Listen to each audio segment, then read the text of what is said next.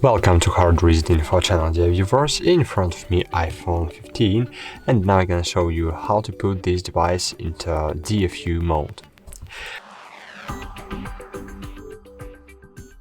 So firstly, you need to connect your iPhone to your PC using normal USB-C cable, power delivery standard. You can't use QCU from Huawei or I don't know, Realme devices.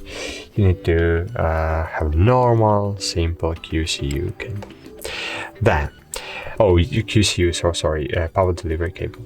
So then, press volume up, down, press and hold power. When screen will disabled, we will need to press and hold volume down and release it after 5 seconds. So release power button after 5 seconds. 1, 2, 3, 4, 5. Release power button, but still hold volume down.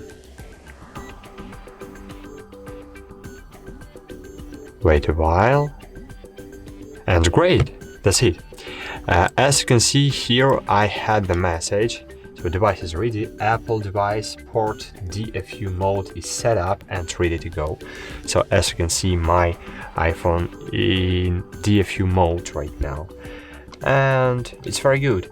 But in the DFU mode, iTunes must to detect my iPhone like a smartphone in deep recovery mode.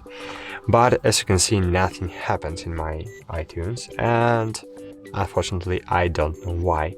I hope it's because this iPhone is new and iTunes has not updated, because it can detect my iPhone when iPhone in the recovery mode, but it can't detect it when it in DFU mode.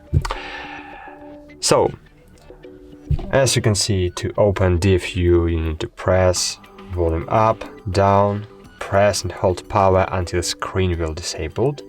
Then after screen disabled, you need to fastly press and hold volume down during 5 seconds. So you need to count in the mind 5 seconds, and then fastly remove power button and still hold volume down until you will see the message about opening DFU on your PC.